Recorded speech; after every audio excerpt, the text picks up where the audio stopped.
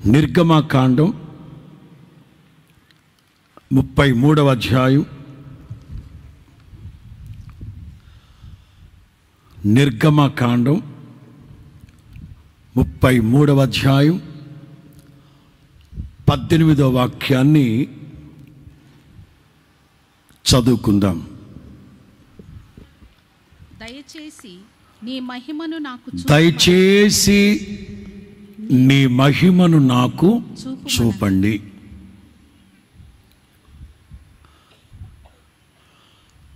దయచేసి ఇంగ్లీష్లో దయచేసి అనే మాట కంటే కూడా బ్రతిమలాడుతున్నానయ్యా నిన్ను, బ్రతిమలాడుతున్నానయ్యా నిన్ను, బతిమలాడుతున్నానయ్యా నిన్ను, అయ్యా నీ మహిమను చూపెట్టిన ఆయన. మనం దేవుని సన్నిధిలో మోకరించిన ప్రతిసారి అడుక్కోవడమే. ప్రభు దగ్గర కాకపోతే ఇంకెవరి దగ్గర అడుక్కుంటాం అంటారు. మరలా మనకున్న ఒకే ఒక్క సంపదల ఘని యేసయ్య గనక, సమస్తము చేయగలిగిన సమర్థుడు, మోరోవర్ అందరికీ ఉపకారి. అంచేత ఆయనను తప్ప ఇంకెవరిని అడుక్కుంటాం అని ఇల్లు వాకిలి కోసం, ఉద్యోగం వ్యాపారం కోసం, పెట్టుబడి కోసం, పిల్లల కోసం, కుక్కల కోసం, మొక్కల కోసం, కార్ల కోసం, బంగళాల కోసం అన్నీ అడుగుతాం. పదే పదే అడుగుతాం. దేవుడిచ్చిన తర్వాత కూడా వంటగది నిండా దినుసులు పేర్చి పెట్టుకొని, వంటగది నిండా సామాన్లు పెట్టుకొని, మానుదినాహారం మాకు దయచేయండి ఆయన, వండుకొని తిను. అసలు పరలోక ప్రార్థన నేర్పించింది ఎవరికి? మీకా? పరలోక ప్రార్థన నేర్పించింది ఎవరికి? విశ్వాసులకు కాదు, విశ్వాసులకు కాదు. సమస్తాన్ని వదిలిపెట్టి యేసుక్రీస్తును వెంబడిస్తున్నారే వాళ్ళకి చెప్పిన మాటలవి. యేసు ప్రభు అయితే హృదయంలో ఆశపడి దొరక్కపోతే వెళ్ళిపోయేవారు, కానీ శిష్యులు మాత్రం అలా కాదు. యేసయ్య గోధుమ చాలల్లో, యవలు చాలల్లో పడి వెళుతూ ఉంటే యేసు ప్రభు శిష్యులు ఆయన వెంట వెళుతూ వెళుతూ యవలు తుంచుకునేవాళ్ళు, చేతులు వేసుకుని బాగా నలిపి అట్లా కొట్టి నోట్లో వేసుకునేవాళ్ళు. యవలు ఆకలికి. యేసు ప్రభు వెనక్కి తిరిగారు అనుకోండి, ఏంట్రా ఏదో శబ్దం వచ్చింది,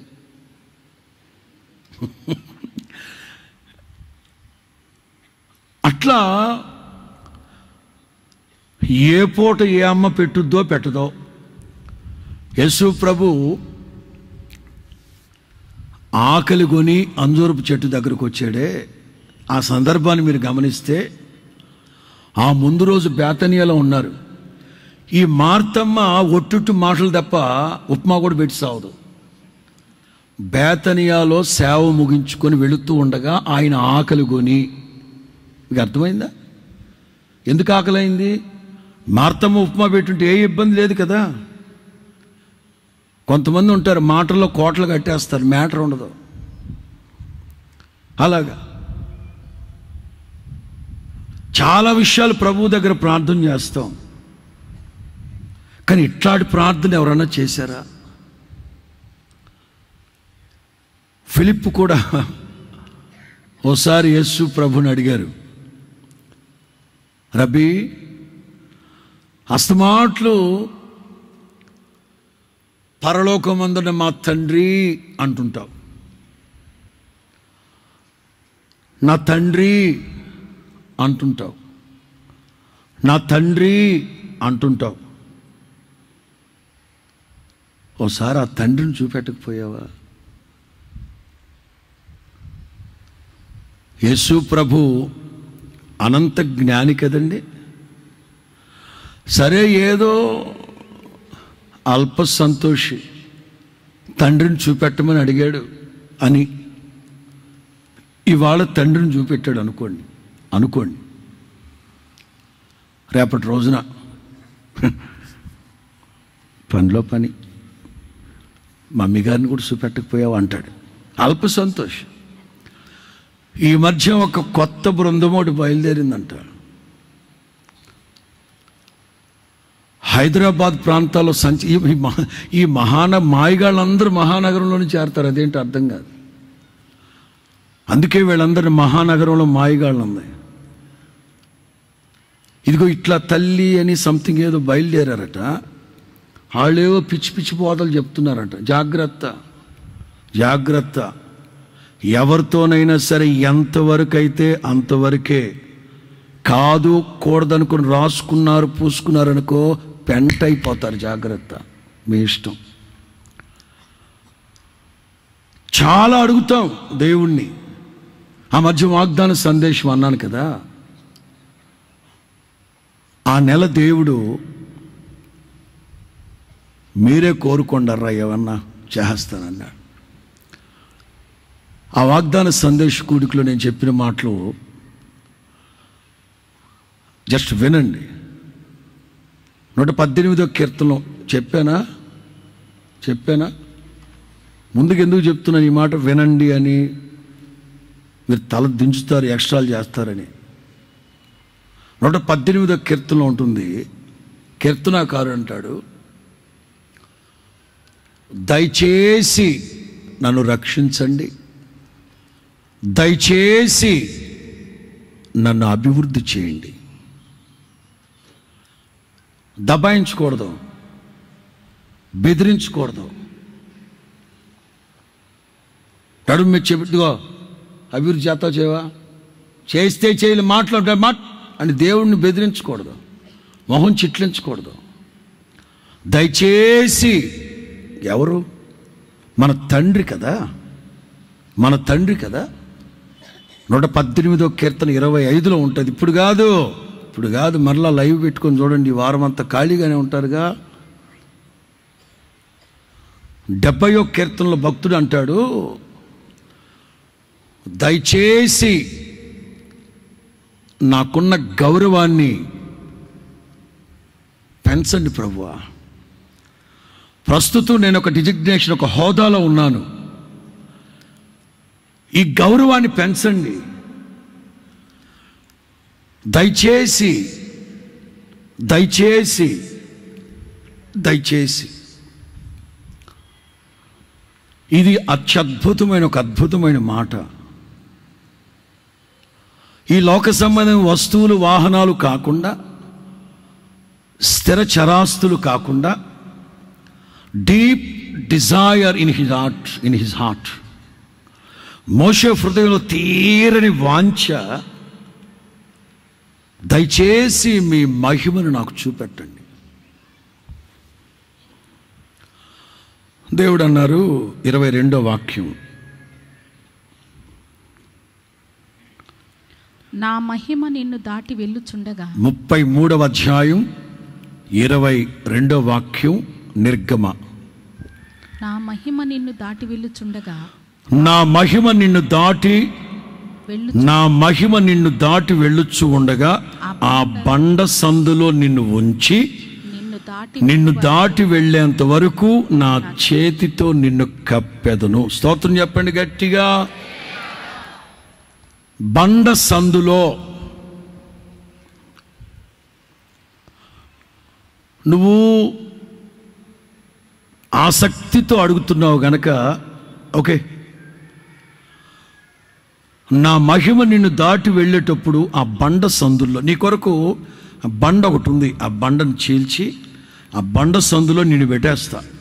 ఓకే, వెళ్ళేటప్పుడు నా చేతితో నేను కప్పుతాను. దానికే నువ్వు చచ్చూరుకుంటావు ఆ మహిమను చూడలేక. ఓకే అని చెప్పారు దేవుడు. దైవ జనాంగమా, ఈ నేపథ్యాన్ని కొంచెం మనం గమనిస్తే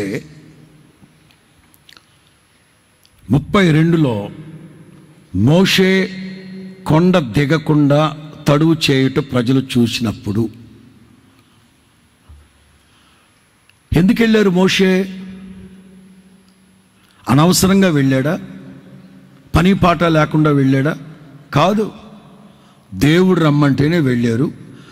40 రాత్రింబగళ్ళు ఉపవాసం ఉండి 40 రాత్రింబగళ్ళు ఉపవాసం ఉండి దేవుని సన్నిధిలో ఆజ్ఞలు, కట్టడలు, శాసనాలు, అలాగే ప్రత్యక్షపు గుడారం ఎవరు నిర్మించాలి, ఎలా నిర్మించాలి అని ఓ దేవుని దగ్గర తీక్షణంగా, క్షుణ్ణంగా అడిగి తెలుసుకుంటున్నాడు. రావడం కొంచెం ఆలస్యం అవుతుంది. ఈలోగా మానిటర్ కొంచెం పెంచాలి. ఈలోగా ఈ ప్రజలు అహరోన్ దగ్గరికి వెళ్ళి ఏమంటున్నారు చూడండి. మొదటి వాక్యంలో నేను చదువుతాను. 32వ అధ్యాయం మొదటి వాక్యం కాస్త చివరికి వస్తే, ఆ మోషే అనువాడు తగ్గించు, ఏమాయనో మాకు తెలీదు. మోషే గారు కాదు, లేక మోషే ఏమయ్యారో తెలియదు అన్నాడు. మోషే అనేవాడు. వీళ్ళు ఎక్కడ నేర్చుకున్నారు ఈ తృణీకారపు మాటలు? ఒక సేవకుడని లేకుండా వాడు వీడు అనే మాటలు ఎక్కడ నేర్చుకున్నారు వీళ్ళు? ఎక్కడంటే 6 నెలలు సహవాసం చేస్తేనే వీళ్ళు అవుతారట. అలాంటిది 430 సంవత్సరాలు ఐగుప్తులో ఉన్నారు కదండి. అక్కడ ఫరో మాటలు, మోషే అహరోనులు ఫరో దగ్గరికి వెళ్ళి, ఉన్నవాడు అనువాడు యెహోవాగు దేవుడు, ఇదిగో ఈ ప్రజల్ని 3 రోజుల పాటు స్తుతి ఆరాధన మహోత్సవాలు ఏర్పాటు చేయమన్నారు సినాయి పర్వతం దగ్గర, వీళ్ళు పంపించమన్నాడండి అన్నాడు. వెంటనే ఫరో అంటాడు, యెహోవా ఎవడు?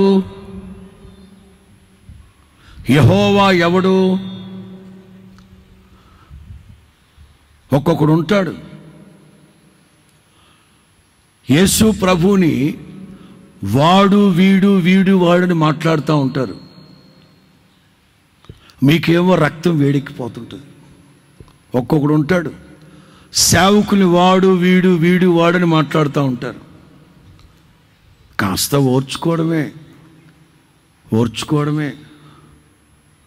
వీళ్ళందరూ వ్యర్థముగా మాట్లాడిన ప్రతి మాటకి ధవళ సింహాసనం ఎదుట నిలవబడి చెప్పాలి. వ్యర్థముగా మాట్లాడిన ప్రతి మాటకి లెక్క చెప్పాలి. ఆ మధ్య ఒక 7 ఏళ్ల క్రితం మోహన్ లాజరస్ గారు వాక్యం చెప్తూ ఆ రోజున యేసు క్రీస్తుని గూర్చి ఎవడైతే తీర్పు చెప్పాడో ఆ పిలాతు అనేవాడు కూడా నా ప్రభు ధవళ సింహాసనం ఎదుట నిలబడి గజ వణికిపోతాడు వాడు ఆ రోజునని. ఇట్లా మాట్లాడే వాళ్ళందరూ లెక్కప్ప చెప్పాలి ఒక రోజున. తొందర ఏం లేదు. ఆ పాట ఏదో ఉంది చూడండి, ఓర్చుకో అనే పాట. ఓర్చుకుంటూ ఉండడమే. ఏమంటే అహరోన్ గారు, మీ బావగారేరి, ఇదిగో ఏం చేద్దాం ఇప్పుడు? మొత్తం మీద దున్నపోతును తయారు చేశారు. మీరు ఈ మాటలన్నీ చదివితే 32లో సినాయి పర్వతం మీద దేవుడు ఏ పనులైతే చెయ్యొద్దు అంటున్నారో దానికి విరుద్ధంగా కింద అవే జరుగుతూ ఉన్నాయి. దేవుడు ఏదైతే వద్దు అని చెప్తున్నారో దానికి విరుద్ధంగా కింద జరుగుతూ ఉన్నాయి. మొత్తం మీద ఈ మోషే ఆ రాతి పలకలు తీసుకొని వస్తూ అమాంతంగా వాటిని పగలగొట్టేశాడు. కోపం తట్టుకోలేక 33వ అధ్యాయం ఒక్కొక్క మాట నేను మీకు ముందుకు చెప్తా వస్తాను. 33వ అధ్యాయం మొదటి వాక్యాన్ని నేను చదువుతాను చూడండి. మరియు యెహోవా మోషేతో ఇట్లను, నీవును నీ ఐగుప్తుల నుంచి తోడుకుని వచ్చిన ప్రజలందరూ బయలుదేరి నేను అబ్రహాము ఇస్సాకు యాకోబులతో ప్రమాణం చేసి నీ సంతానకు దీని చెదిరిన చెప్పిన పాలు తేనె ప్రవహించే దేశమునకు లేచి. స్పందించండి ఆ మాట, చెప్పండి ఆ మాట. లేచి పాలు తేనె ప్రవహించే దేశమునకు లేచి. ఏమండే అండే, మీరు రారా? రాను. ఏంటి మీరు రారా? రాను. రానంటే ఎలాగండి? రాను. నేను గనక వచ్చానా చచ్చూరుకుంటారు మీరు. ఈ 33 అధ్యాయం ఒక్కసారి మీరు ఇంటికి వెళ్ళి కాస్త థింక్ చేయండి. దేవుడు మోషే దేవుడు, వీళ్ళిద్దరి మధ్యలో జరిగిన సుదీర్ఘ సంభాషణ. దేవుడు అంటాడు, లేచిపోండ్రా మీరందరూ. మీరు కూడా రండి సార్. నేను రాను. మీరు రావాల్సిందే. నేను రాను.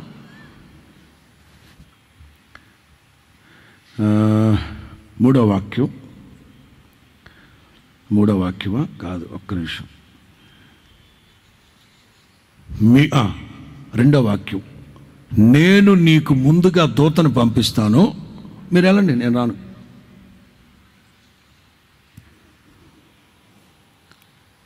ఈ అధ్యాయం అంతా చదవండి. నేను రానుగాక రాను. 13, కాబట్టి నీ కటాక్షం నా ఎడల కలిగిన ఎడల, నీ కటాక్షము నా ఎడల కలుగునట్లుగా దయచేసి నీ మార్గము నాకు, అప్పుడు నేను నిన్ను తెలుసుకుంటాను. దేవుడు అన్నారు, నేను రాను, నా సన్నిధి మీకు తోడుగా వస్తుంది, వెళ్ళండి. ఏంటి ఏంటండి మారాము? ఏంటిది మీరు అస్తమాట్లో? నేను రానంటావు, లేచిపోండి అంటావు, దేవదూతను పంపిస్తానంటావు, అదేదో సన్నిధి అంటున్నావు. ఏంటండి ఇదే?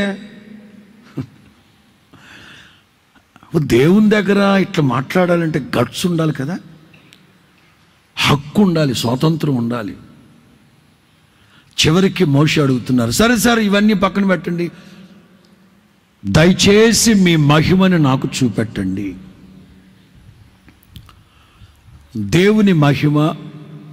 దేవుని మహిమ కలిగిన కార్యాలు ఎలా ఉంటాయో చెప్పే మునుపు, లోకంలో ఉన్న వ్యక్తులు, లోకంలో ఉన్న రాజులు, ఈవెన్ మన ప్రత్యర్థి, మనకు బద్ధ శత్రువైన సాతానుగాడు, వాడికి కూడా మహిమ ఉంది. లోకంలో ఉన్న మహిమలు ఎట్లుంటాయి కొన్ని చెప్తాను మీకు. చూడండి, ఆదికాండం 45, ఆదికాండం 45:13 నుంచి. ఐగుప్తులో నాకు కలిగిన సమస్త ఘనతను మీరు చూచిన. యోసేపు వాళ్ళ అన్నలతో చెప్తున్నారు, అరే అన్నలో, నాన్నగారిని తీసుకొని రండర్రా. తమ్ముడు, నీకు తెలుసు కదమ్మా, నాన్న పాలు తేనె ప్రవహించే దేశం వదిలిపెట్టి రావడం నీకు తెలుసు కదమ్మా, ప్లీజ్ రా అన్నలు. నేను ఇప్పుడు ఐగుప్తు దేశానికి రాజుగా ఉన్నాను, నేను అక్కడికి రావడం కుదరదురా, దయచేసి నాన్నగారిని తీసుకొని రండిరా. తమ్ముడు, నీకు తెలిసిందే కదా తమ్ముడు, నాన్నగారు రారు అని చెప్తున్నారు పాప వాళ్ళ అన్నోళ్ళు. అప్పుడు యోసేపు ఏమన్నాడు చూడండి, ఐగుప్తులో నాకు కలిగిన సమస్త ఘనత, తెలుగులో ఘనత, in English, ye shall tell my father of all my glory in Egypt. తెలుగులో ఐగుప్తులో నాకు కలిగిన సమస్త ఘనత.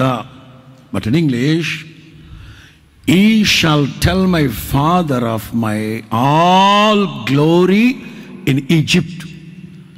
ఈజిప్ట్లో ఉన్న నాకు కలిగిన సమస్త మహిమను గూర్చి నాన్నతో చెప్పండి, వెంటనే వచ్చేస్తారు. అంటే Joseph have glory in Egypt. యోసేపు కంటూ ఒక మహిమ ఉంది ఈజిప్ట్లో. రెండో మాట, నిర్గమకాండం 28 రెండో వాక్యం. నిర్గమ 28:2. నీవు లేచి పద్దనరాములో ఉన్న నీ తల్లి. నిర్గమ 28:2. అతనికి అలంకారమును ఘనతయు కలుగునట్లు నీ సహోదరుడైన అహరోనుకు ప్రతిష్ఠిత వస్త్రములను కొట్టవలెను. In English, thou shalt make holy garments for Aaron thy brother of glory and for beauty. యాజకునికి, ప్రధాన యాజకుడికి ఒక డ్రెస్ కోడ్ ఉంది. ప్రధాన యాజకుడికి ఒక డ్రెస్ కోడ్ ఉంది. ఆ డ్రెస్ కోడే ప్రధాన యాజకునికి మహిమని తెలియపరుస్తుంది. వాస్తవంగా మీరందరూ సాధారణమైన వస్త్రాలు ధరిస్తారు, కానీ పేతురు తన పత్రికలో ఏమని రాస్తారు? విలువైన వస్త్రాలు, జడలు అల్లుకోవడం, వెండి బంగారాలతో అలంకరించుకోవడం, అట్లాంటివి ఏమి వద్దంటాడు. విలువైన వస్త్రాలు అనే మాట వాడతారు ఆడవాళ్ళ కోసం. ఇప్పుడు మన మధ్యలో ఎవరైనా, అందరూ సాధారణమైన వస్త్రధారణలో ఉన్నారు కనుక ఏ ఒక్కళ్ళు గుడ్లు బిటకరించి లేకపోతే అట్లా చూడరు, ఎందుకంటే అందరు కామన్ డ్రెస్లో ఉన్నారు. అదే మన మధ్యలో ఎవరైనా ఒక ఆవిడ జోయా లుకాసు వజ్రాల వేసుకొని, అలాగే ఇంక ఏ చీర, పట్టుచీర, ఏది ఏ ఊరు ఫేమస్? కంచి ధర్మవరం పట్టుచీర ఒకటి కట్టుకొని, మహంకాళిలాగా ఎక్కడి నుంచి ఇక్కడి వరకు బంగారు గాజులు పెట్టుకొని, మల్లెపూలతో అలంకరించుకొని, మన మధ్యలో గజ్జిల దయ్యం వచ్చినట్టు, కొన్ని దయ్యాలు ఉంటాయి గజ్జిల దయ్యాలు, ఆ గజ్జిల దయ్యంలాగా ఇలా పట్టుకొని ఇలా, మీకంటే ముందు నేనే చూస్తా ఎవతరా ఇది వచ్చిందా, ఎందుకంటే గజ్జిల దయ్యం అంటే ఆ డ్రెస్సు వెంటనే మనం ఏమంటాం తెలుసా? అబ్బా, ఆ మనిషి ఒంటి మీద ఏ 4 లక్షలు 5 లక్షలు ఉన్నట్టుంది బాబా అంటాం. 7 వారాల నగలు 14 వారాల నగరేసుకొస్తున్నారు అనుకోండి, అంటే అంటే డ్రెస్. అట్లాగే ప్రధాన యాజకుడికి ఆ వస్త్రాలు ఉన్నాయి, అవి మహిమను తీసుకొచ్చి పెడతాయి. ఎస్తేర్ 1వ అధ్యాయం 4వ వాక్యం నుండి ప్రారంభిద్దాం. అతడు తన మహిమ గల రాజ్యము యొక్క చూసారా? ఐశ్వర్య ప్రభావం. ఎవరాడు? అహష్వేరోషు తన మహిమ గల రాజ్యము యొక్క ఐశ్వర్య ప్రభావములను, తన మహత్యాతిశయ ఘనతలను 180 రోజులు వారిని దుంపదగ 6 నెలలు. ఎవడైనా విందు చేస్తే 3 రోజులు లేకపోతే వారం రోజులు, ఈడెవడండి బాబు 6 నెలలు తినడం తాగడం, తినడం తాగడం. అంటే వాడికంటూ ఒక స్టేటస్, వాడికంటూ ఒక స్ట్రక్చర్, మహిమ. దానియేలు గ్రంథం 2వ అధ్యాయం 37.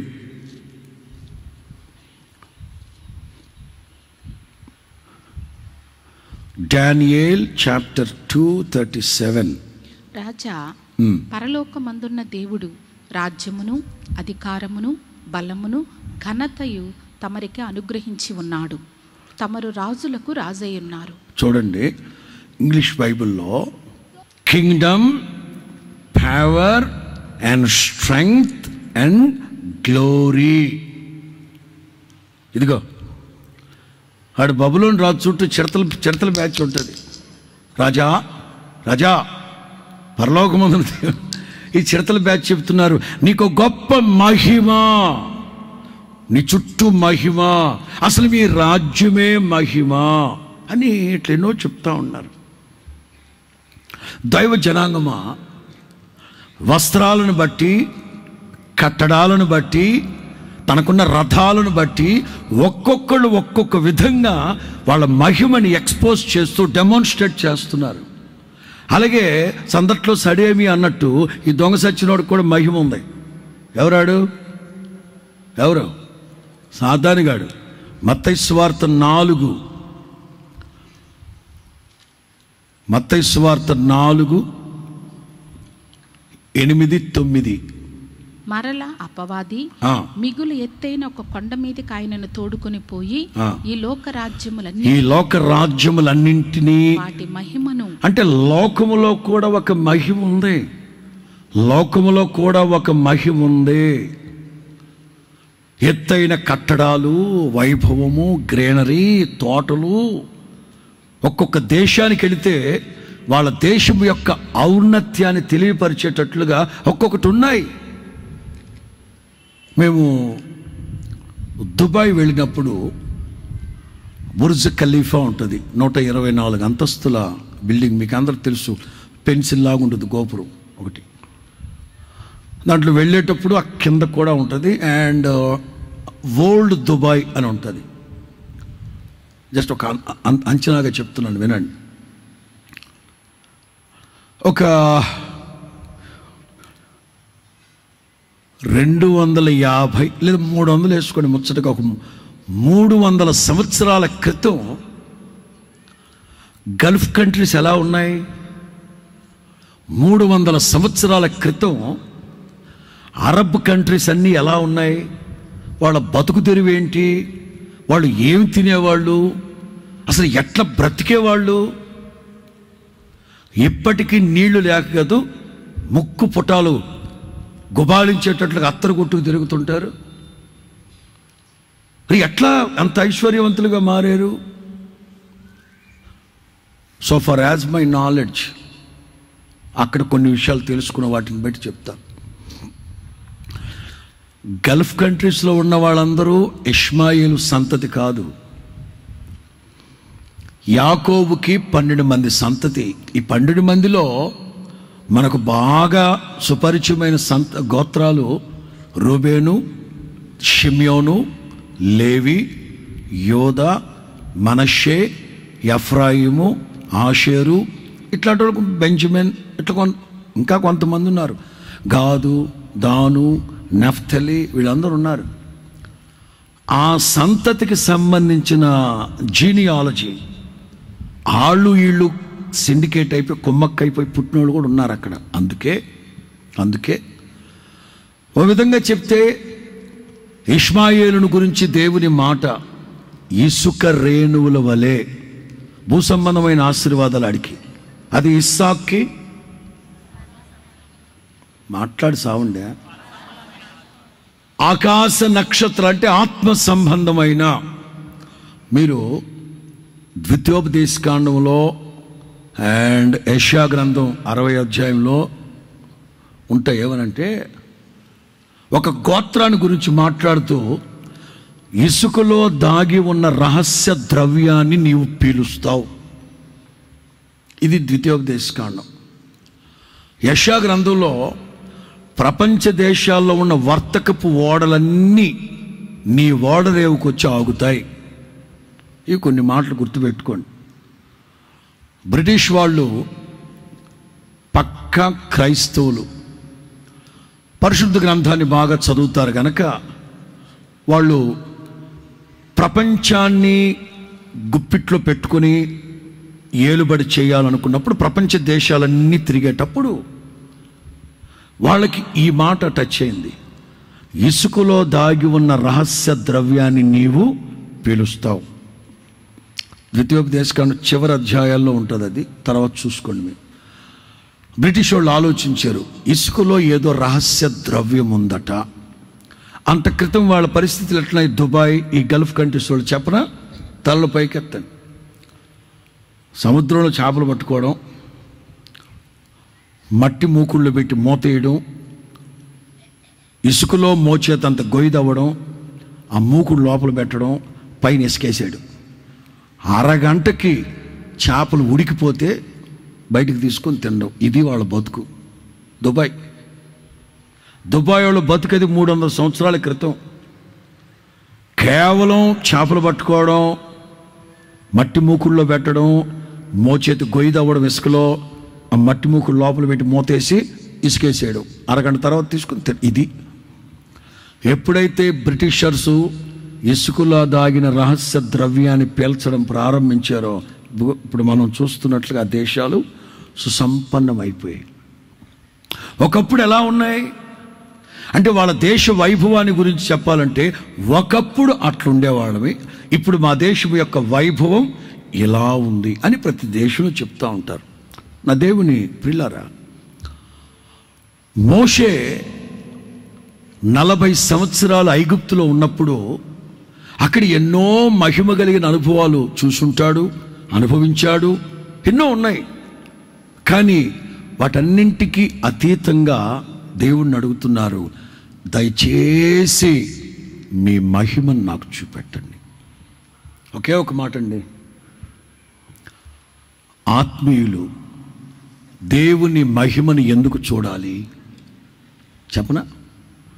నేను ప్రారంభిస్తాను, మీరు ముగించాలి. రాబోవు మహిమ ఎదుట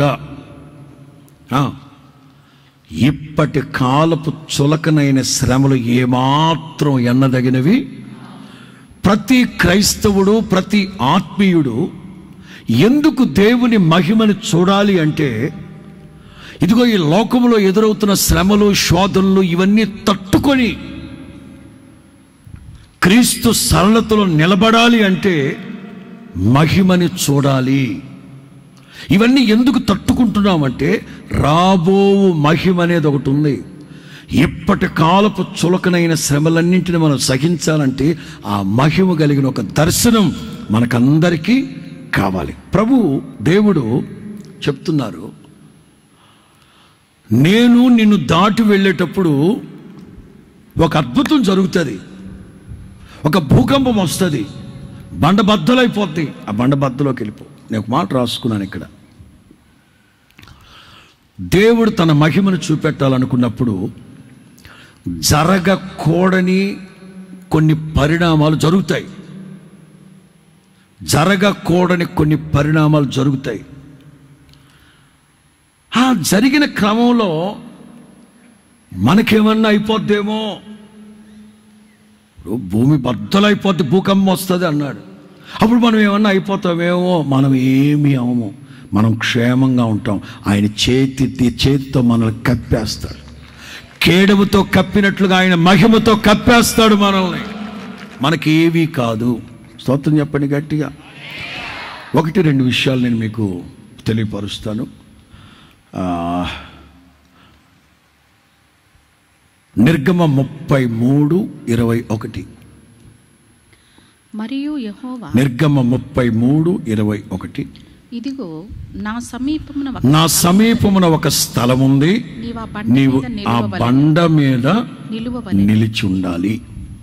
బండ మీద నిలిచి ఉండాలి అంటే వాక్యం మీద నీవు నిలిచి ఉండాలి.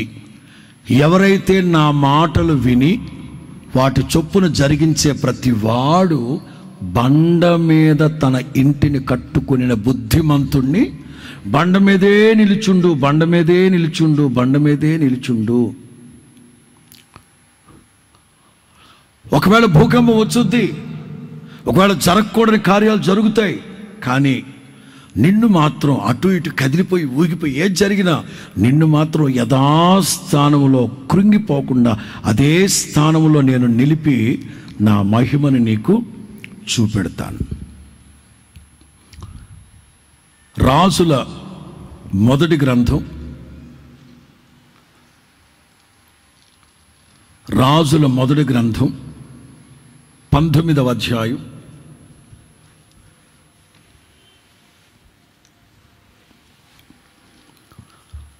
11 నుంచి చదువుకుంటూ వద్దాం. అందుకైనా నీవు పోయి పర్వతము మీద యెహోవా సముఖమందు నిలిచి ఉండుమని సెలవిచ్చెను. అంతటి యెహోవా ఆ వైపున సంచరింపగా బలమైన పెనుగాలి, యెహోవా భయము చేత పర్వతములు, ఇదే చెప్పండి, ఇదే యెహోవా భయము చేత పర్వతములు బద్దలైపోయాయి, శిలలు చిన్నాభిన్నమైపోయాయి. యెహోవా గాలి దెబ్బ యందు ప్రత్యక్షం కాలేదు. గాలి పోయిన తర్వాత భూకంపం కలిగి భూకంపమునందు యెహోవా ప్రత్యక్షము కాలేదు. ఇన్ని జరుగుతూ ఉంటే యెహోవా ఆ వైపు దాటిపోవచ్చు ఉండగా, ఇప్పుడు మాట వినండి, ఎప్పుడైతే మన జీవితం క్లైమాక్స్కి వెళ్ళిపోయింది, ఆఖరి దశకి చేరుకుంది, ఇక నా పని అయిపోయింది, ఇక జీవితంలో మరలా నేను తలెత్తుకోలేను, ఇక నా పని అయిపోయింది, ఆఖరి గడియలోకి వచ్చేసాను, ఇక అయిపోయింది చరిత్ర అని అనుకున్నప్పుడు దేవుడు అప్పుడు ప్రారంభిస్తారు. మనుషులు ఎప్పుడైతే ఇక నా పని అయిపోయింది, నా వల్ల కాదు, ఇది నా జీవితంలో ఆఖరి రోజు అని మనం అనుకుంటామో, ఆ టైంలో మనకు కూడా అనిపిస్తుంది భూమి బద్దలైపోతుంటుంది, శిలలు శిథిలమైపోతుంటాయి, ఓ ప్రక్కన అగ్ని జ్వాలలు వచ్చి మనల్ని చీరేస్తూ ఉంటాయి. ఇట్లాంటి అలల చేత కొట్టబడుతూ, పెనుగాలు చేత, భూకంపం చేత నిలకడగా నిలబడకుండా మనం నుంచున్న చోటే మనం కలిపేస్తుంది. నిలకడగా నిలబడివ్వకుండా, కుదురుగా కూర్చొనివ్వకుండా చేస్తుంది. కానీ ఆ క్షణాన దేవుని యొక్క మహిమ మనకు ప్రత్యక్షమవుతుంది. ఎప్పుడైతే నువ్వు నాకు అయిపోయింది, ఇది ఆఖరి రోజు అనుకున్నావో, దేవుడు అంటారు నేను ఇప్పుడే ప్రారంభించాను, ఇప్పటి వరకు నువ్వు ఎవరిని అభిషేకించలేదు, ఇక మీదట రాజుల్ని, ప్రవక్తల్ని నీవు అభిషేకించే ఓ గొప్ప సాధనం వలె మార్చబడతావు. అంటే ఒక నూతన క్రియ. బండల బద్దలైపోతున్నాయి, శిలలు శిథిలమైపోతున్నాయి, మన జీవితంలో అగమ్య గోచరం, ఉరుములు, మెరుపులు, వడగండ్లు, సునామీలు జరుగుతున్నాయి, ఇక ఆల్మోస్ట్ అయిపోయింది అనుకున్నాం. కానీ దేవుని మహిమ కలిగిన కార్యాలు ఎలా ఉంటాయంటే, ఇదివరకు నువ్వు ఎన్నడూ అనుభవించని అత్యద్భుతమైన, అత్యున్నతమైన, సరికొత్త మార్గాల్లో, ఇదివరకు ఎన్నడూ ఎరగని మార్గాల్లో, నవనూతనమైన మార్గాల్లో ప్రభు మనల్ని నడిపించి మహిమ కలిగిన సేవకుడిగా నేను రాసుకున్నాను. ఏలియా ఒక సేవకుడు గనక ప్రవక్తల్ని, రాజుల్ని అభిషేకించే ఒక సేవకుడిగా మారాడు. నేను మీతో చెప్తున్నాను, ఏదైతే మనకు అయిపోయింది, ఆఖరి దశ, ఆఖరి క్షణం, ఇక చేజారిపోతుంది అనుకున్నామో, దేవుడు ఒక నూతన క్రియను జరిగించి సరికొత్త అనుభవాల్లో మనల్ని నడిపించును గాక. మన దేవుని స్వరం ఎట్లాడుతూ చూడండి. 29వ కీర్తన 7వ వాక్యం.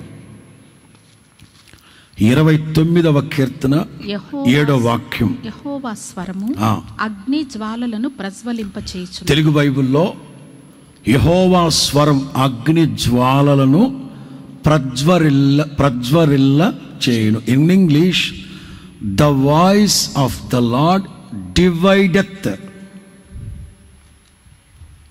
The voice of the Lord divideth the flame of fire.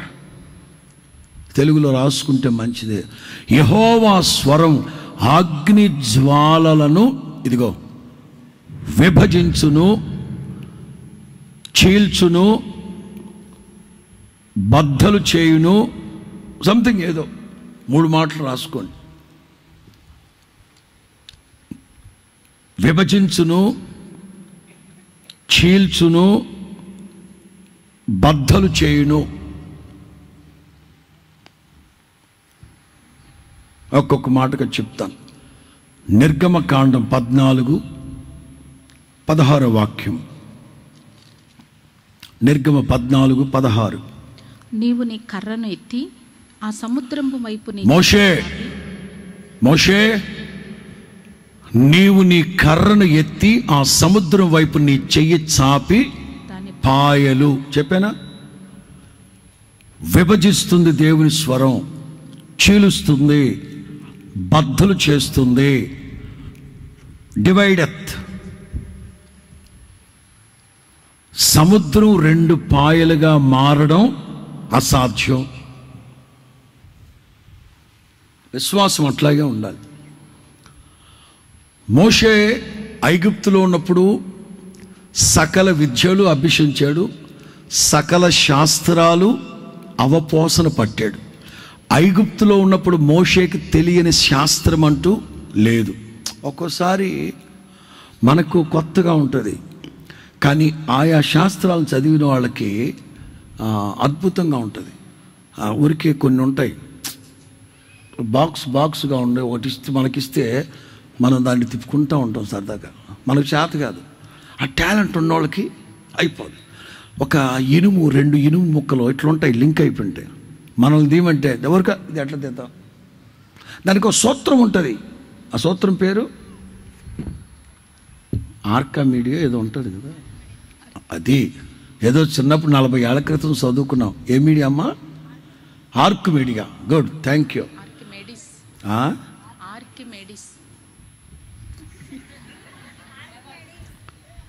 ఆర్థోపెడిసా?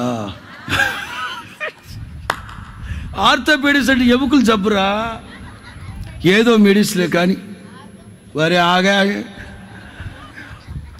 ఇప్పుడు వాడికి శాస్త్రాలు ఉంటాయి. ఇప్పుడు ఇది ఉందా, ఈ లైటింగ్ ఉందా అన్నా? ఎందుకన్నా ఇనుము అంత వేస్ట్ చేశారు? ఎందుకన్నా 4 స్తంభాలు పెట్టేస్తే అయిపోయేది కదన్నా. ఇవన్నీ ఎందుకన్నా మధ్యలో? ఎందుకన్నా ఇవన్నీ? అరే దానికి సూత్రం, అది ఇంజనీరింగ్ సూత్రం. అట్లా ఉన్నప్పుడే బ్యాలెన్స్ అవుద్ది. అది మనకేమో మేము చేయలే. అదిగో అక్కడ సూత్రధారి ఎగ్జిబిషన్లో పెట్టారు చూడండి. పెద్ద ఇంజనీరు నేను, ఆ గ్రౌండ్లో కూర్చొని పోరే బాబు నాయన, పెద్ద ఇంజనీర్ని. మరి మనకు తెలుసు సూత్రాలు శాస్త్రాలు. అది మోషేకి ఐగుప్తులో ఉన్నప్పుడు చాలా సూత్రాలు తెలుసు. మ్యాగ్నెట్ ఉందా? వికర్షణ ధ్రువాలు ఇదిగో పేపర్ వెయిట్లా చూడండి అట్లా పోగుతున్నాయి. కానీ ఏదో ఒక ధ్రువం దగ్గర అతుక్కుంటుంది. సూత్రం. మోషేకి బోలెడని సూత్రాలు తెలుసు. కానీ ఇది కొత్త సూత్రం. దేవుడు ఏమంటున్నాడు? ఎర్ర సముద్రం వైపు నీ చెయ్యి 2 పాయలు అయిపోతాయి. నేను అంటాను, మోషే ఏదో చెయ్యి పెట్టాడంతే, వెనక నుంచి నా దేవుని స్వరం విభజించింది. అక్కడ మోషే కుడి చేతి ప్రక్కన మహిమ కలిగిన బాహువును చాపి ఎర్ర సముద్రాన్ని పాయలు చేసి ఆరిన నేలలో నడిపించాడు ఆయన. ఇదే మహిమ కలిగిన కార్యాలు. నీవు విశ్వసించాలి. నీకు బోలెడని శాస్త్రాలు తెలుసుండొచ్చు, శాస్త్రాలన్నీ మడతెట్టి బీరువాలో పెట్టు. దేవుని మాట విశ్వసించాలి. దేవుని మాట విశ్వసించాలి. ఎన్నో శాస్త్రాలు చదివి ఉన్నాడు కానీ ఇది జరగలా. మోషేకి అర్థమైంది. అయిపోయాక పాట రాసి అంటాడు, ఇది నేనేదో చేయి చాపితేనో, నేనేదో దుప్పటితో కొడితేనో, నేనేదో కర్ర చాపితే జరగలేదు బాబా. 15వ అధ్యాయం మొదటి 2 వాక్యాల్లో, 15వ అధ్యాయం మొదటి 2 వాక్యాలు. అప్పుడు మోషేయు ఇశ్రాయేలు యెహోవాను గురించి కీర్తన పడుతూ యెహోవాను గురించి గానం చేస్తూ ఆయన మిగుల, తెలుగులో మిగుల అతిశయపడి, English for he hath triumphed gloriously. For he hath triumphed gloriously. 2వ వాక్యం యెహోవాయే నా బలము, చివరి వరుసకి వెళ్ళిపోతే ఆయన మహిమ నుతించెదను. దేవుడు ఆయన నా పితరుల దేవుడు, ఆయన మహిమను స్తుతించెదను. మోషేకి అర్థమైంది ఏంటంటే దేవుని యొక్క స్వరం, దైవ స్వరం అగ్ని జ్వాలను విభాగిస్తుంది, ఎర్ర సముద్రాన్ని చీలుస్తుంది, బండని బద్దలు చేస్తుంది, భూమిని గోతిని చీల్చేస్తుంది. దేవుని మహిమ కలిగిన కార్యాలు ఇవి. భూమి మీద ఎక్కడ ఎన్నడూ ఎప్పుడు ఎవరు అనుభవించని మహిమ కలిగిన కార్యాలు దేవుని బిడ్డలు అనుభవించుదురు గాక. అయితే మనం అడగాలి, దేవా దయచేసి మీ మహిమ కలిగిన కార్యాలు నా పట్ల, నా కుటుంబం పట్ల మీరు జరిగించండి నాయన. అడగాలి. ఆ ఆసక్తి ఉండాలి, ఆ వాంఛ, ఆ తృష్ణ ఉండాలి. అలా మనం చదువుకుంటూ వెళితే సంఖ్యాకాండం 16వ అధ్యాయం, సంఖ్యాకాండం 16వ అధ్యాయం 30 నుంచి చదువు ప్రారంభిద్దాం. అయితే యెహోవా గొప్ప వింత పుట్టించుట వలన వారు ప్రాణములతో పాతాళములో కూలునట్లు భూమి తన నోరు తెరచి వారికి కలిగిన సమస్తమును మింగివేసిన ఎడల వారు యెహోవాను లక్ష్యము చేసిరని మీకు తెలియను. తెలుగులో యెహోవా గొప్ప వింత పుట్టించుట వలన, but in English, but if the Lord make a new thing, but if the Lord make a new thing, గొప్ప వింత కాదు, నూతన కార్యం. ఇదిగో నేను ఒక నూతన కార్యాన్ని చెప్పండి ఇదిగో నేను ఒక నూతన కార్యాన్ని చేస్తాను, ఎవ్వరూ ఎదురు చూడని భీకర కార్యాలు చేస్తాను. ఈ మాట నేను చెప్పాలనుకుంది ఏంటంటే, కొన్ని సందర్భాల్లో మనకు విరోధంగా కొంతమంది లేస్తారు. ఈ సందర్భాన్ని నేపథ్యాన్ని మీరు గమనిస్తే 13, 14, 15, 16 గొడవ జరుగుతుంది. నాయకత్వానికి విరోధంగా, నడిపింపుకి విరోధంగా కొంతమంది లేచి విరోధంగా మాట్లాడుతూ, విరోధంగా వదరబోతూ మాట్లాడుతూ, నువ్వే పెద్ద పరిశుద్ధులివి, మేము పరిశుద్ధులం కాదా, మేమే కాదు, యాత్రలో ఉన్న వాళ్ళందరూ, సమాజంలో ఉన్న వాళ్ళందరూ పరిశుద్ధులే, ఎంతకాడికి మిమ్మల్ని మీరే హెచ్చించుకుంటారేంటి అని నాయకుడిని, నాయకత్వాన్ని విరోధంగా మాట్లాడుతున్నారు. దేవుడు అన్నారు, మోసెస్, నేను ఒక నూతన క్రియ చేయబోతున్నాను. ఏంటి ప్రభు అది? భూమి నెరవిడుస్తుంది. అయ్యా వద్దు ప్రభు, ఇట్లాంటిది జరిగితేనే సమాజానికి ఒక భయం ఉంటుంది. దైవత్వానికి, నడిపింపుకి విరోధంగా లెక్కకూడదు ఎవడో అని దేవుడు ఒక నూతన క్రియ చేస్తే దెబ్బకి భూమి నెరవిడిచింది, చేల్చబడింది. భక్తిహీనులందరూ అందులో నాశనం అయిపోయారు. కొన్ని సందర్భాల్లో మనం రోషం సచ్చినోళ్ళంలాగా ఉంటాం. కానీ దేవుడు అంటారు, ఒకవేళ మీరు మర్చిపోయారేమో, నేను మాత్రం మర్చిపోను వాళ్ళు చేసింది. అంటే ఎంతకాలం మనం ఓర్చుకుంటూ వెళతాం, ప్రార్థన చేస్తాం. కానీ దేవుడు ఉన్నారు చూశారు, మన పక్షమై ధ్వజమెత్తి రోషము పూని కార్యాలు చేస్తారు. నేను ఇక్కడ కొన్ని మాటలు రాసుకున్నాను.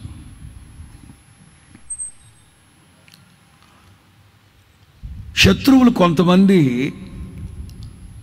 మనకు డెడ్ లైన్ పెడతారు, డేట్ ఫిక్స్ చేస్తారు, సంవత్సరం ఫిక్స్ చేస్తారు. 2019 మన దేశంలో ఉన్న కొంతమంది పెద్ద మనుషులు అంటారు, 2019లో జరిగిన మాటలు 2021కంతా, లేకపోతే 2020 ఏడాది తిరక్కు మునిపే క్రైస్తవ్యాన్ని తుడిపేస్తాం భూమి మీద అన్నారు. 2019, 2020 వాళ్ళు మనం కాదు, ప్రపంచాన్ని 2020 ఆడేసింది కరోనా. అయిపోయిందా? మరలా మొన్న 2024 ఈ సంవత్సరమా? ఈ సంవత్సరం మరలా ఒక ఫిక్స్ చేశారు, డేట్ ఫిక్స్ చేశారు. 2025 లేకపోతే 2030కి క్రైస్తవ్యాన్ని ఇంతమంది. నాకు బట్టతల కాబట్టి తక్కువ, మీరు ఎవరైనా గుబురింటుకులు ఉన్నవాళ్ళు చెప్పండి. ఎంతమంది లేచారు భూమి పుట్టినప్పటి నుండి క్రైస్తవ్యాన్ని తుడిపేస్తాం, కడిగేస్తాం, జాడిస్తాం. మరి నువ్వేనా సాకిరే పెట్టుకున్నావేట్రా? బలాదురుగలు పాప చాలా మంది లేచారు. అంటే ఫిక్స్ చేస్తారు 2030కి మీరు ఉండాలి కదా. మీరు ఉండాలి కదా అప్పటి వరకు. ఎవడు శాశ్వతం అండి? జస్ట్ 3 విరోచనాలు సాసి కొట్టాయనుకోండి, 6 మొయ్యాలండి. జస్ట్ 3, అది కూడా జస్ట్ గమ్మోషన. ఒకడు బెదర్ ఒకడు అఫీషియల్గా చెప్తున్నాడు, తెలుగులో అన్న నాకు బంకి విరోచనాలంటే సరిపోయేది కదా అన్న, నాకు మీటింగ్ రాను, నాకు గమ్మోషన్స్ అన్నాడు.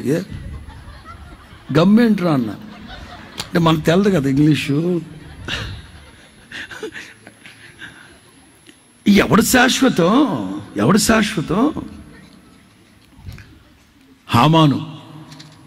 హామాను దేవుని బిడలకు విరోధంగా లేచి,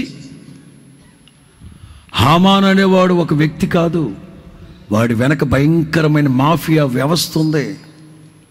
మీరు ఎస్తేరుగా దాన్ని క్షుణ్ణంగా చదవండి. మొట్టమొదటి వాడి ఇంట్లో వాళ్ళు, ఆ తర్వాత వాడి బంధువులు, ఆ తర్వాత వాడి కొలీగ్స్, వాడి తర్వాత అధికారులు, ఆ తర్వాత అంతఃపురం లోపల ఉన్నోళ్ళు, ఆ తర్వాత అంతఃపురం బయట ఉన్నోళ్ళు, చాలామంది లిస్ట్ ఉంటుంది అక్కడ. కేంద్రం మొదలుకొని, కేంద్రం అంటే అంతఃపురం, బబులోను క్యాపిటల్, ఆ లోపల ఉన్నారు, బయట ఉన్నారు, చాలా బ్యాచ్ ఇది. హామాన్ డెడ్ లైన్ పెట్టాడు, పలానా రోజున. ఏది డిసెంబర్ 12 డిసెంబర్ 13 అమ్మది 13. అంటే మన లెక్క ప్రకారం వాళ్ళ మాసాలు వేరే, మన లెక్క చెప్పాలంటే డిసెంబర్ 13 ఫిక్స్ చేశారు. ఆ రోజుకి వేసేస్తాం క్రైస్తవ దేవుని బిడ్డలందరినీ. అదే రోజు వాళ్ళకి డెడ్ లైన్ అయింది. అదే రోజు అదే సంవత్సరం తిరిగేశాడు దేవుడు. ఎవరు శాశ్వతం అండి? ఎవరు శాశ్వతం? మీకు విరోధంగా కొంతమంది శాసనాలు విధిస్తుంటారు, డెడ్ లైన్ పెడుతుంటారు, డేట్ ఫిక్స్ చేస్తారు, ఇయర్ అన్నీ సెట్ చేస్తూ ఉంటారు. మన దేవుడు ఎవరు తెలుసా? వాళ్ళ ఆశలన్నీ గల్లంతు చేస్తాడు యేసునామములో. యెహోవా స్వరం బద్దలు చేస్తే దెబ్బకు అందులో పడి వాళ్ళకి కలిగిన సమస్తం సర్వనాశనం అయిపోయారు. మనకు అనిపిస్తుంది, అరే మేము అనుకోలేదు ఇట్లాగా. యెషయా గ్రంథం 64, యెషయా గ్రంథం 64 2, 3, 4. నీ శత్రువులకు నీ నామమును తెలియచేయుటకై అగ్ని గచ్చ పొదలను కాల్చు రీతిగాను, అగ్ని నీళ్లను పొంగజేయ రీతిగాను నీవు దిగి వచ్చేదవు కాక. జరుగునని మేమనుకొనని జరుగునని, తెలుగులో జరుగునని మీకు అర్థమయ్యేటట్లు చెప్పాలంటే, మనము ఎదురు చూడని, మనము ఊహించని భయంకరమైన క్రియలు నీవు చేయగా అన్యజనులు నీ సన్నిధిని కలవరి పడిపోతారు. నీవు దిగి వచ్చేదవుగాక నీ సన్నిధిని పర్వతంలో. మనం ఎదురు చూడం, అరే వాళ్ళ జీవితంలో అట్లా జరుగుతున్నా అనుకోలేదని బాబా మేము, అయ్యో అని అనిపిస్తుంది మనకు. కానీ తప్పదు, వాళ్ళు చేసిన పనులు దేవుడు మర్చిపోడు. దేవుని మహిమ దిగొస్తే ఎలా ఉంటుందో తెలుసా? ఇదిగో ఎట్లా ఉంటుంది. మీకు విరోధంగా రూపించబడిన, మాట్లాడిన, లేచిన ఏ ఒక్క శక్తి, శత్రువు యేసు నామములో నిలబడరు. ఇదొక గ్రూప్, దైవ జనాంగానికి విరోధంగా లేచిన ఒక గ్రూప్, ఒక జనాంగం. 2వ కీర్తన 2వ కీర్తన మొదట 5వ వాక్యం చదువుతామా? ఆయన ఉగ్రుడై వారితో 4వ వాక్యం చదవండి. 2వ కీర్తన 4వ వాక్యం. ఆకాశమందు ఆసీనుడగువాడు నవ్వుచున్నాడు, ప్రభు వారిని చూచి. తలలు పైకెత్తండి. ఎవరో కొంతమందిని చూసి దేవుడు నవ్వుకుంటున్నాడట. ఎవరినో చూసి దేవుడు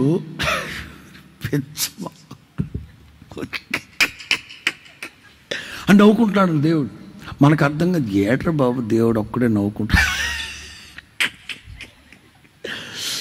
ఎవరినో ఒక్కోసారి మనం కొంతమంది సెల్ ఫోన్ చూసుకుంటూ దాంట్లో ఏదో చూసుకుని నవ్వుకుంటుంటే మనకు కూడా ఏంట్రా పిచ్చోడు ఉన్నట్టున్నాడు, ఒక్కడే నవ్వుకుంటున్నాడు, ఏటి చూసి నవ్వుకుంటున్నాడు అనిపిస్తుంది. దేవుడు కూడా కొంతమందిని చూసి, ఉదాహరణ చెప్పన, బుడ్డ పిల్లోడు ఒకడు, ఒక చిన్న పిల్లోడు ఒకడు, ఏది అప్పుడప్పుడే తప్పటడుగులు వేసే బుడ్డోడు ఒకడు ఈ టేబుల్ బల్ల దగ్గరకు వచ్చి అంటున్నాడు అనుకోండి. ఇది మీరు నవ్వినట్టు నవ్వుతారు అందరు. ఓ పెద్ద బ్యాచ్ ఒకటి ఉంది మన దేశంలో. ఈ బ్యాచ్ని చూసి దేవుడు నవ్వుతూ ఉంటాడు. ఏ బ్యాచ్ అది? అన్యజనులు ఎలా చదువుకుంటాం. 2వ వాక్యం నుంచి 2వ వాక్యం. మనం వారి కట్లు తెంపుదుము రండి, వారి పాశములను మన యొద్ద నుండి పారవేదుము రండి అని చెప్పుకొనుచు భూరాజులు యెహోవాకును ఆయన అభిషక్తునికి విరోధముగా నిలబడుతున్నారు. ఏలికలు ఏకీభవించి అబ్బా 1వ వాక్యమా, అన్యజనులు ఎలా అల్లరి రేపుతున్నారు, జనములు ఎలా వ్యర్థమైన. ఒరే మీలాంటి వాళ్ళందరిని చూసి నా దేవుడు ఏమనుకుంటాడు, పెచ్చం ఆలోకాలు ఏట్రా వీళ్ళు హామాన్ లాగా బలం ఉందని, అధికారం ఉందని, ప్రస్తుతం మాకు చేతులు అధికారం ఉందని చెప్పి ఏమైనా చేస్తాం, ఎంతైనా చేస్తాం, పెచ్చ మాటలు ఎవడు అని దేవుడు నవ్వుకుంటుంటే హేళన చేస్తుంది. ఏయ్ ఏయ్ పో, పెద్ద పుడింగ్ వచ్చాడు అని దేవుడు గద్దించునుగాక, గద్దించునుగాక, గద్దించునుగాక. ఎప్పుడైతే ఆయన మహిమతో దిగొస్తాడో భక్తిహీనుడు చెదరిపోతారు, గతగతగట వణికిపోతారు యేసునామములో. న్యాయాధిపతుల గ్రంథం 15వ అధ్యాయం 18వ వాక్యం. అప్పుడు అతడు మిక్కిలి దప్పిగొనినందున యెహోవాకు మొరపెట్టి, నీవు నీ సేవకుని చేతి వలన ఈ గొప్ప రక్షణను దయచేసిన తర్వాత నేనిప్పుడు దప్పి చేతను చచ్చి సున్నతి పొందని వారి చేతిలోనికి పడవలెనా అని వేడుకొనగా, దేవుడు లేహీలో ఉన్న ఒక గోతిని చీల్చి దాని నుండి నీళ్లు రప్పించాడు. ఇప్పుడు నేను చెప్తున్న కార్యాలన్నీ మహిమ కలిగిన కార్యాలు. ఇది కూడా చెప్తున్నాను, శాంసన్ జీవితంలో డెడ్ ఎండ్. ఇక అయిపోయింది నా చరిత్ర, ఇక అయిపోయింది నా జీవితం, ఇక అయిపోయింది నా పరిస్థితి. హాగరు, ఇష్మాయేలు, ఇక మా జీవితాలు అయిపోయాయి. ఏలియా, ఇక ఈ రోజుతో చాలు, ఇక ముగించేస్తాను.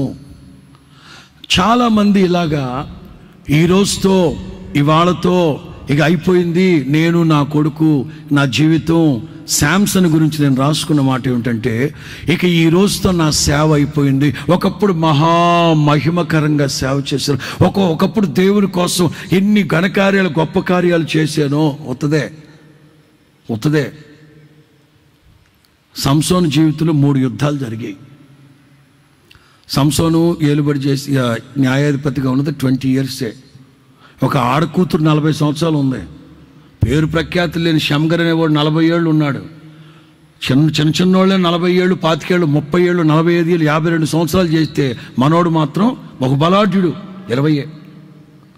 ఈ 20 సంవత్సరాల్లో కూడా 3 యుద్ధాలు జరిగాయి. నేను ఎప్పుడు చెప్తుంటాను కదా, బైబిల్ చదువుకునేటప్పుడు ఒక పెద్ద పుస్తకం దగ్గర పెట్టుకోండి.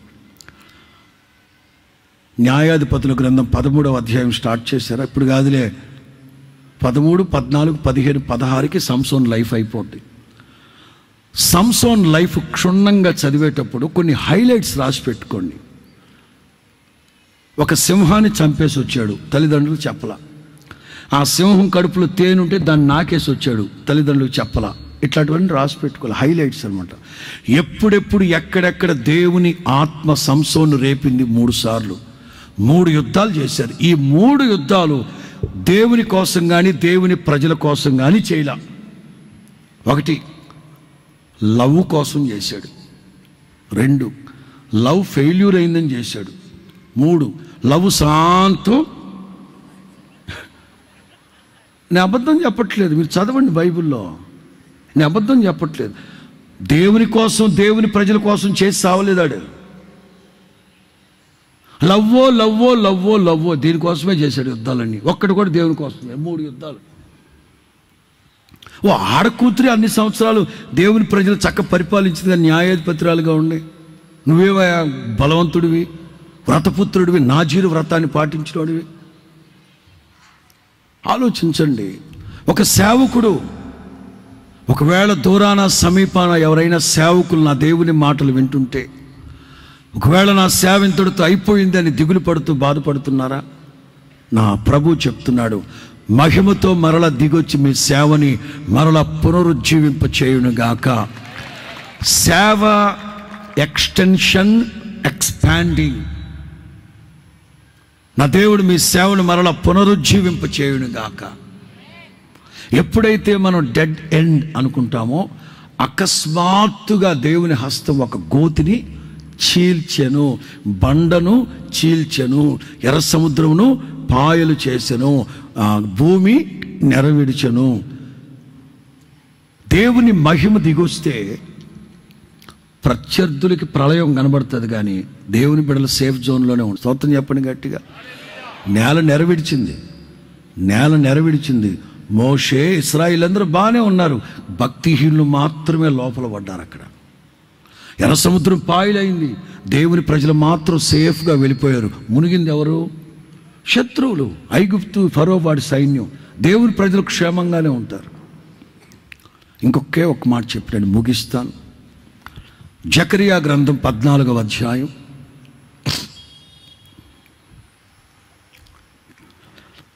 జకరియా గ్రంథం 14వ అధ్యాయం 4-5 వాక్యాలు.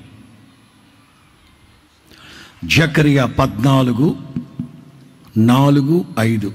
ఆ దినమున యెరూషలేము ఎదుట తూర్పు తట్టున ఒలీవ కొండ మీద ఆయన పాదములుంచగా ఒలీవ కొండ తూర్పు తట్టున. ఇది బహిరంగ రాకడ. యేసుక్రీస్తు పుట్టకమునుపు కొన్ని వందల సంవత్సరాల క్రితం జకరియా ప్రవక్త ప్రవచించిన ప్రవచనం ఎప్పటికి సంబంధించింది? ఇది యేసుక్రీస్తు తర్వాత. ఇదిగో మనం ఉన్నామా? వధువు సంఘం రహస్య రాకడలో ఎత్తబడునుగాక. స్తోత్రం చెప్పు గట్టిగా. మీకు చాలాసార్లు చెప్పాను, లెట్ మీ రిపీట్. యేసు ప్రభు రాకడ సూచనలు చెప్పేటప్పుడు 3 ఇన్సిడెన్సెస్ చెప్పారు. ఒకటి, ఇద్దరు తిరుగులు విసురుతూ ఉండగా ఒకరు ఎత్తబడ్డారు. ఇద్దరు పొలంలో పనిచేస్తూ ఉండగా ఒకరు, మరోవర్ టైం జోన్. తిరగలు ఎప్పుడు విసురుతాం?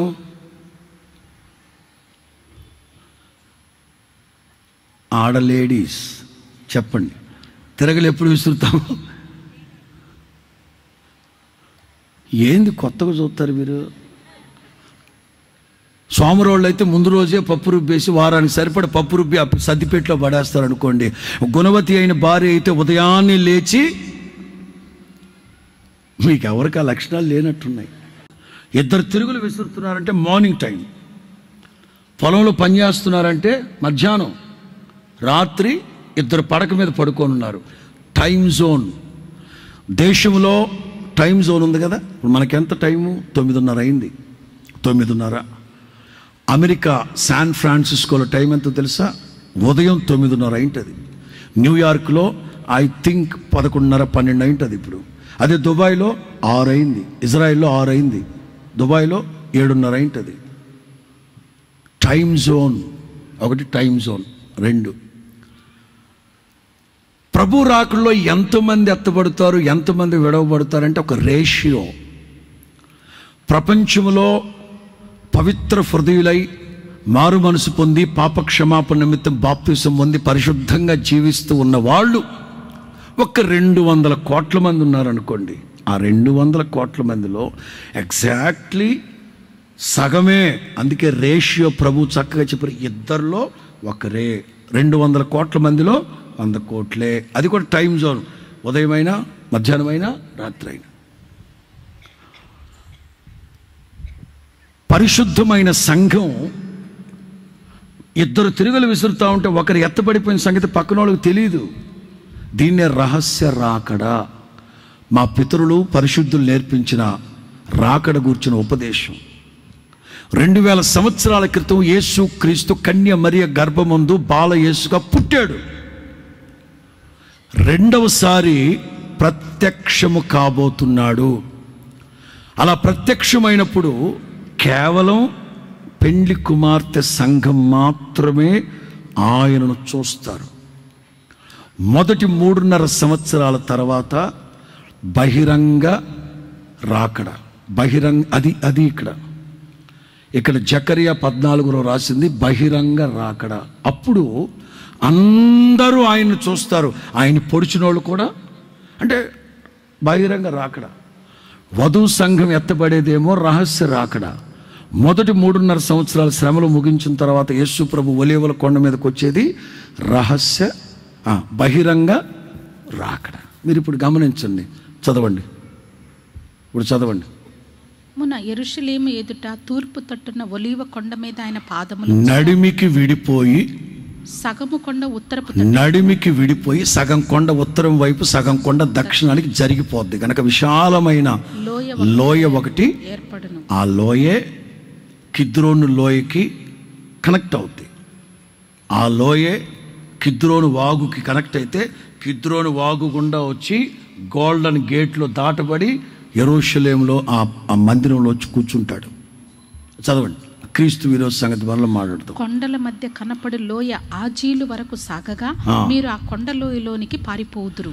కొండ లోయలోనికి చెప్పానా, బండ సందుల్లోకి కొండ లోయల్లోకి పారిపోతారు. యోధారాజు అయిన హిజ్కియా దినములో కలిగిన భూకంపమునకు మీరు భయపడి పారిపోయినట్టు చూసారా? మీరు పారిపోరు. హిజ్కియా రోజుల్లో ఒకసారి భూకంపం వచ్చి ప్రజలు పారిపోయి అక్కడ దాక్కున్నారట. అలాగే అప్పుడు నీతో కూడా పరిశుద్ధులందరూ వస్తారు. నా దేవుడైన యెహోవా ప్రత్యక్షమగునుగాక. స్తోత్రం చెప్పండి గట్టిగా. తెస్సలోనిక పత్రికల్లో మనం చూస్తాం, ఆయన తన పరిశుద్ధుల్ని వెంట పెట్టుకుని వస్తాడు. ఆయన తన పరిశుద్ధుల్ని వెంట పెట్టుకొని వస్తాడు. జపాన్ ఇజ్రాయెల్ దేశానికి వచ్చిన వాళ్ళకి తెలుస్తుంది. ఇందాకే నేను ఒక న్యూస్ విన్నాను. యుద్ధం ఇక 2-3 రోజుల్లో ఆగిపోయేటట్లుంది.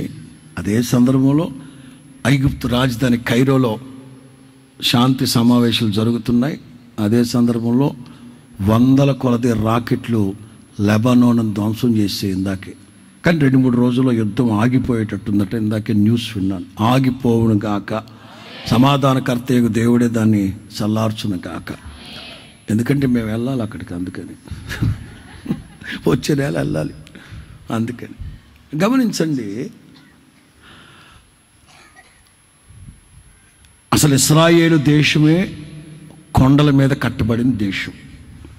యెరూషలేము 7 కొండల మీద కట్టబడింది. యెరూషలేం, మోరియా, ఒలీవా అండ్ సియోను కొండ, ఇట్లా 7 కొండల మీద కట్టబడింది యెరూషలేం. కొండల మీదే పెద్ద పెద్ద బిల్డింగులు, 50 అంతస్తులు 60 అంతస్తులు హోటల్స్ ఉంటాయి. ఇజ్రాయెల్ గవర్నమెంటు జపానీస్ని పిలిపించి, జపాన్ ఇంజనీర్లు పిలిపించి ఒలీవల కొండ మీద చక్కగా కడితే, ఇంకా ఒలీవల కొండ మీద చూస్తే ఎదురుగా యెరూషలేం ఉంటుంది. అద్భుతం. ఇదే మన గోరంట్ల కొండ అట్లా యెరూషలేం భలే కనబడుతుంది.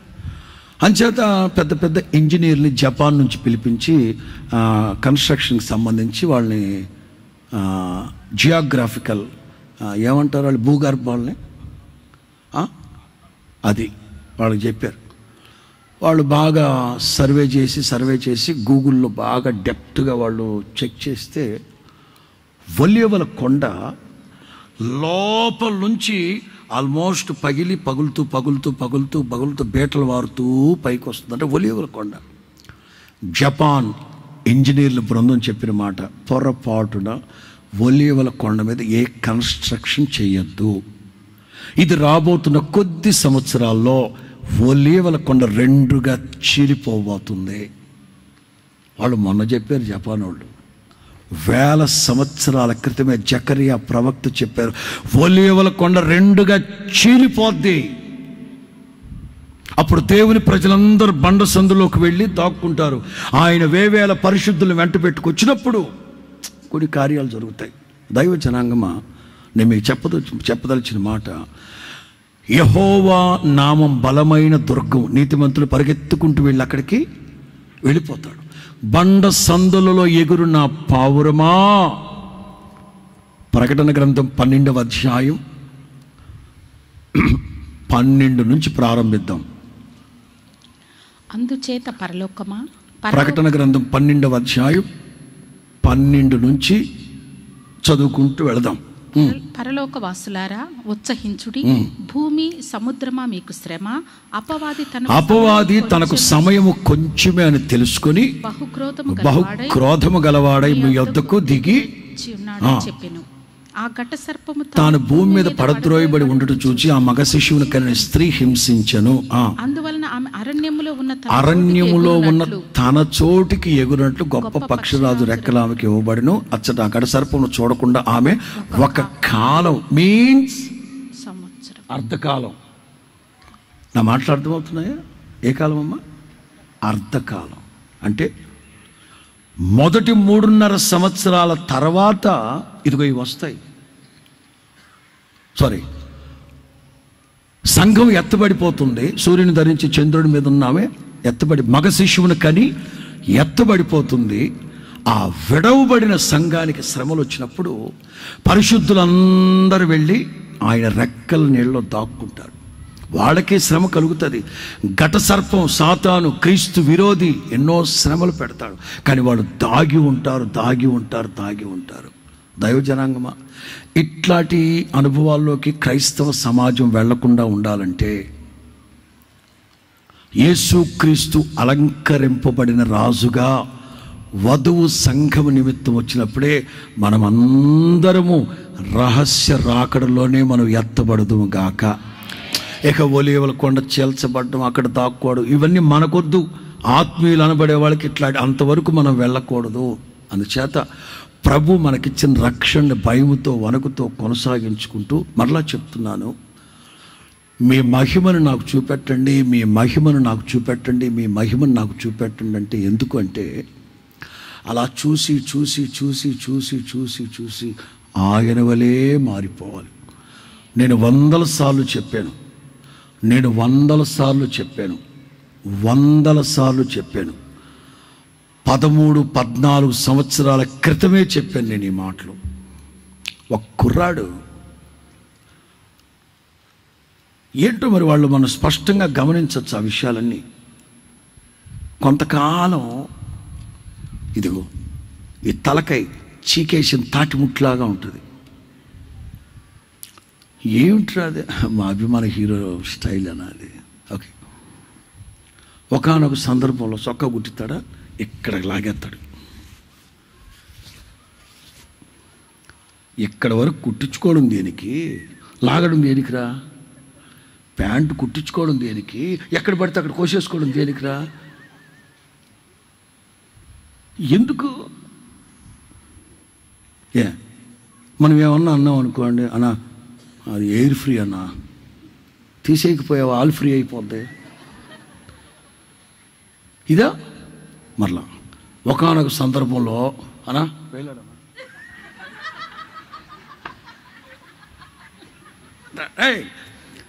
ఏట్రా టిప్పర్ కింద పడ్డ కుక్కలాగా ఏట్రా ఒక సైడ్కి నడుస్తాడు ఇట్లాగా. ఏంట్రా అంటే మా అభిమాన హీరో స్టైల్ అన్నా. ఓసారి అడిగా, అరే మీ అభిమాన హీరోని డైరెక్ట్గా చూసావా అని అడిగా. లేదన్నా. మరి ఎట్లా వాళ్ళలాగా మారిపోతావేంట్రా నువ్వా? చూడలేదు నా, తెర మీద చూడటమే. వాళ్ళ అభిమాన హీరోని వాడు ఎంత ఆరాధిస్తున్నాడో తెర మీద చూస్తాడా అంతే, అట్లా మారిపోతాడు. తెర మీద చూసి వాళ్ళ అభిమాన హీరోలాగా మారిపోతాడు. మనమైతే హల్లెలూయా. అందుకే మోషే అడుగుతున్నారు, మీ మహిమను చూపెట్టిన ఆయన. చూసి చూసి చూసి చూసి చూసి ఆయన వలే మనం వారిపోయాం. అందుకే దేవుని బిడ్డలు ఈ లోక సంబంధమైన వస్తువుల కోసం, వాహనాల కోసం అడగకపోయిన ఇబ్బంది లేదు, కానీ ఎవ్రీ మార్నింగ్ దేవానా దేవుడు నీవే, వేకునే నీ బలమును ప్రభావం అన్నది. ఇన్ ఇంగ్లీష్, వేకునే నీ బలాన్ని, నీ మహిమని నేను చూడాలి నాయన. ప్రతి ఆత్మీయులు ఇట్లాంటి ఒక వాంఛ కలిగి ఉన్న రోజునే ఆయన ప్రత్యక్షమైనప్పుడు ఆయన వలే మార్చబడి నిత్య మహిమలో యుగములు ప్రభుతో నివసించుదుము గాక. పరిశుద్ధాత్ముడు ఈ మాటలన్నీ మీ వినికిడిలో ఫలభరితంగా మార్చును గాక. ప్రార్థన చేసుకుందామా? ప్రేమ నమ్మకం కలిగిన మా ప్రియ పరలోక తండ్రి, నీ పరిశుద్ధ పుణ్యనామాన్ని బట్టి వందనాలు స్తోత్రాలు చెల్లిస్తున్నాం. ఈ ప్రశస్త రాత్రి మీ సేవకుని నిలిపి ప్రభువా, నీ ప్రజలకి లైవ్ ద్వారా కార్యక్రమాన్ని వీక్షించి వారందరితోనూ కూడి వచ్చిన వారితోనూ మాట్లాడిన మాటలన్నిటిని బట్టి మీకు స్తోత్రాలు చెల్లిస్తున్నాం. ఎంతైనా నువ్వు నమ్మదగిన దేవుడు, మనుషులు పై రూపాల్ని, నువ్వు హృదయాన్ని చూసే దేవుడు. ఈ ప్రశస్త రాత్రి నీ ప్రజలకు కావలసిన వాక్కును మీరు అందించినందుకే స్తోత్రం చెల్లిస్తున్నాం. మోషేకు ప్రభు నీ మహిమను మీరు చూపించిన దేవుడు స్వామి. నీ స్వరక్తం చేత కడగబడిన నీ ప్రజలు నీ మహిమను ధరించుకునేటట్లుగా ఒక్కొక్కరిని మహిమాత్మతో మీరు నింపుచున్నందుకే స్తోత్రం చెల్లిస్తున్నాం. నీ మహిమను చూడాలనే దాహం, నీ మహిమను పొందాలనే దప్పిక, ఆశ ఒక్కొక్కరి కలిగించమని వేడుకుంటున్నాం. దేవా, వాక్యపు వెలుగులో అనేక సంగతులు మీరు బయలుపరుస్తూ వచ్చారు. నీ మహిమ బయలుపరచబడిన ప్రతిసారి జరిగిన శ్రేష్టమైన కార్యాలు ఎన్నో మీరు బయలుపరిచారు. సముద్రాన్ని పాయలు చేసి ఆరిన నేలపై ఇశ్రాయేలు ప్రజలు నడిపించిన దేవుడు స్వామి. ప్రభువా, భూమి నెరలు విడిచే శత్రులందరూ కూడా తండ్రి సజీవ సమాధి అయినట్లు లేఖనాలు వ్రాయబడి ఉంది స్వామి. సర్వశక్తి కలిగిన దేవ, గోతిని చీల్చి శాంసన్ దాహాన్ని తీర్చిన దేవుడు స్వామి.